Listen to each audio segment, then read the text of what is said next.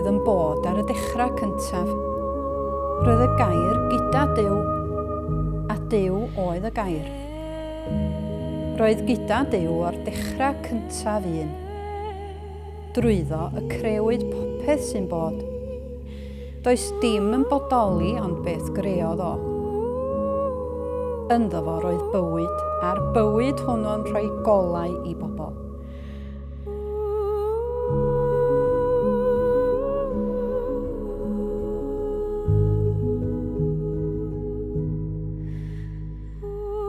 Mae'r golau'n dal i ddisgleirio yn y tywyllwch, a'r tywyllwch wedi methu ei ddiffodd.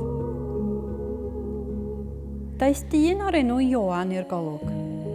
Duw oedd wedi anfon Ioan i roi tystiolaeth i ddeud wrth bawb am y golau, mwyn i bawb ddod i gredu drwy'r hyn roedd yn ei ddweud. Dim Ioan ei hun oedd y gola. Dweud wrth bobl am y gola roedd o'n ei wneud. Roedd y gola go iawn sy'n rhoi golau i bawb a'r fi'n dod i'r byd.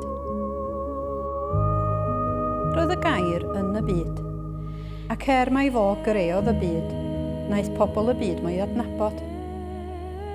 Daeth i wlad ei hun, a chael ei wrthod gan ei bobl ei hun.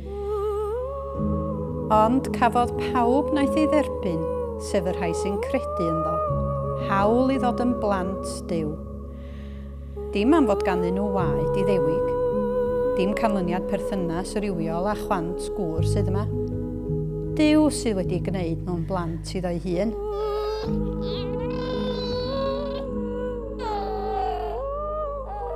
Daeth y gair yn berson o gig a gwaed. Daeth i fyw yn ein plith ni. Gwelon ni ei ysblander dwyfol.